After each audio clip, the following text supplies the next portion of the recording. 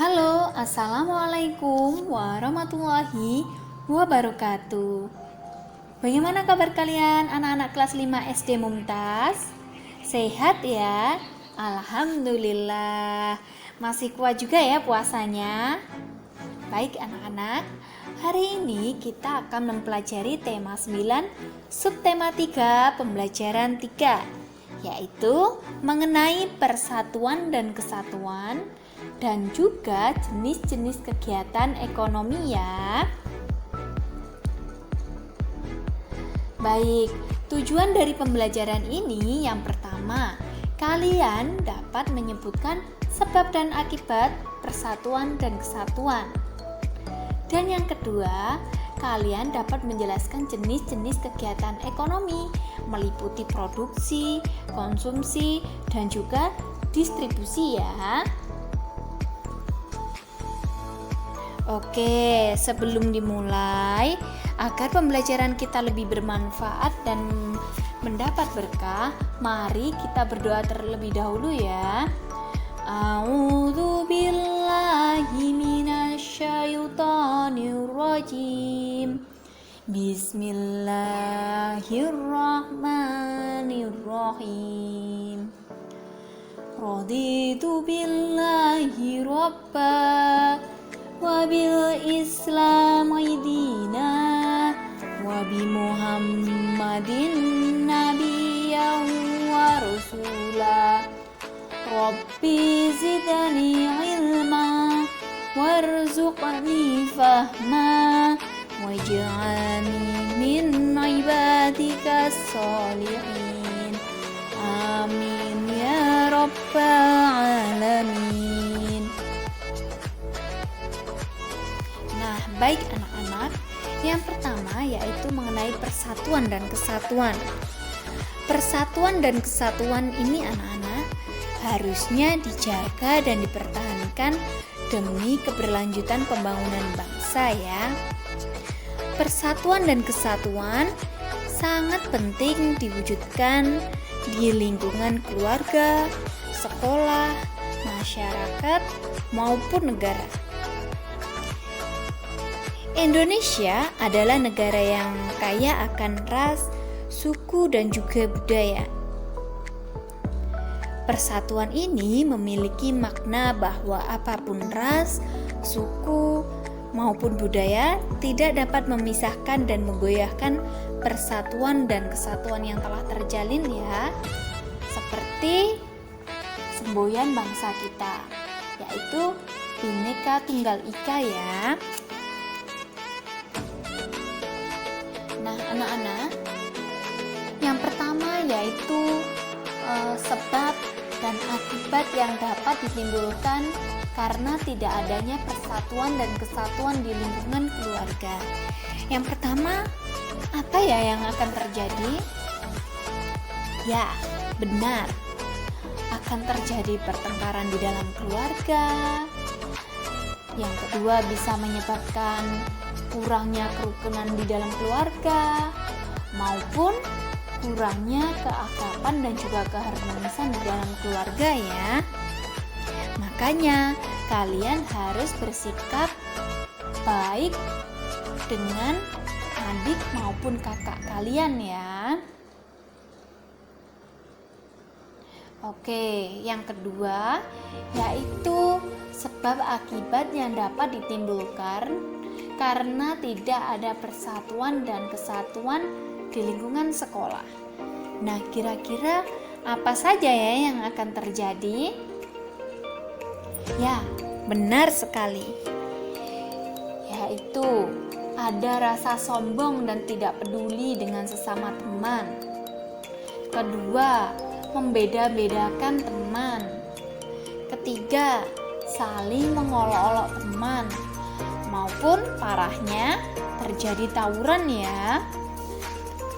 Makanya kita di sekolah harus bersikap saling menghormati ya anak-anak, agar persatuan dan kesatuannya tetap terjaga.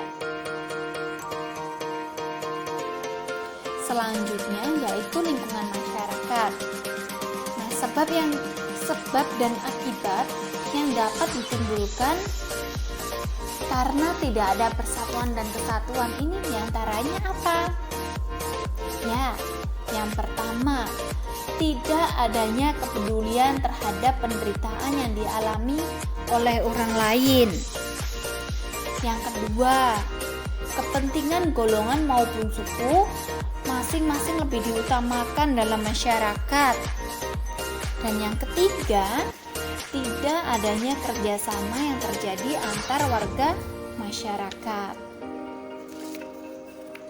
Nah, sedangkan di lingkup bangsa dan negara dapat menimbulkan yang pertama, hilangnya tenggang rasa dan juga toleransi dalam bermasyarakat. Yang kedua, perpecahan bangsa. Dan ketiga, melemahnya pertahanan dan keamanan bangsa. Makanya kita sebagai warga negara Indonesia harus menjaga persatuan dan kesatuan agar tidak mudah diadu domba oleh negara-negara lainnya, anak-anak. Nah, selanjutnya yaitu mengenai pengaruh kegiatan ekonomi terhadap kesejahteraan masyarakat. Nah, di sini ada peta pikiran ya anak-anak mengenai kegiatan ekonomi. Nah, kegiatan ekonomi ini apa sih? Ya, kegiatan ekonomi adalah suatu kegiatan seorang ataupun perusahaan ataupun masyarakat untuk memproduksi barang dan jasa serta mengkonsumsi barang dan jasa tersebut. Untuk memenuhi kehidupan, seseorang akan melakukan kegiatan ekonomi, baik berupa sandang, pangan, maupun papan ya. Nah, dalam sebuah kegiatan ekonomi ini tentunya terjadi perputaran uang ya anak-anak. Anak-anak, kegiatan ekonomi ini tidak hanya dilakukan oleh seseorang, tapi juga dilakukan oleh suatu perusahaan, organisasi, pemerintah, ataupun negara ya. Kegiatan ekonomi ini dilakukan dalam bidang yang pertama, produksi, yang kedua, distribusi, dan yang ketiga, konsumsi. Nah, yang pertama yaitu produksi. Produksi adalah kegiatan menambah kegunaan suatu benda. Produksi juga berarti menciptakan benda baru sehingga lebih bermanfaat dalam memenuhi kebutuhan. Tujuannya yaitu dari kegiatan produksi kita dapat memenuhi kebutuhan manusia dalam rangka mencapai kemakmuran ya. Dan yang kedua, kegiatan ekonomi distribusi. Distribusi adalah penyaluran atau penyampaian barang dan jasa dari produsen ke konsumen. Tujuan dari distribusi adalah menyampaikan barang atau jasa dari tempat produsen ke tempat penggunaan atau pemakai. Pelaku distribusi dapat memperoleh upah ataupun keuntungan dari kegiatan distribusi barang yang dilakukan ya. Dan selanjutnya yaitu konsumsi.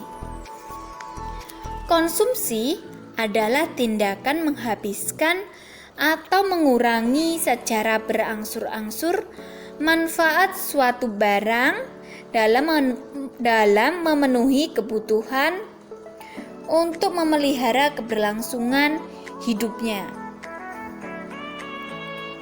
Tujuan kegiatan konsumsi adalah untuk memenuhi kebutuhan hidup. Kegiatan konsumsi juga memiliki fungsi menjaga keberlangsungan hidup dan memenuhi semua kebutuhan ya.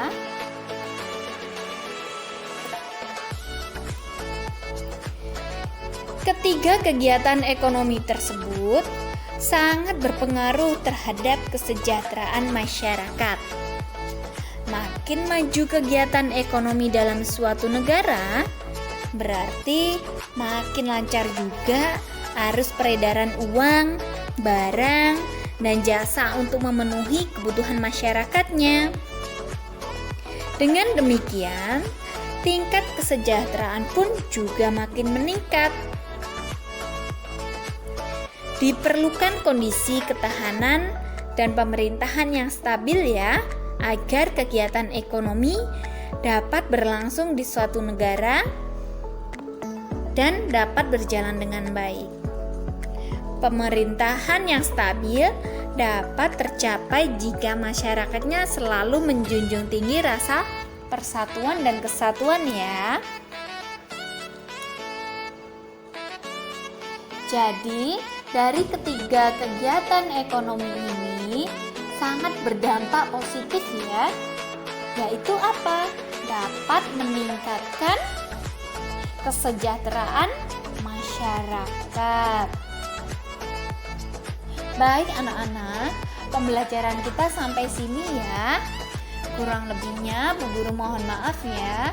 Tetap jaga kesehatan dan tetap terapkan 5M. Kurang lebihnya Bu Guru mohon maaf. Wassalamualaikum warahmatullahi wabarakatuh.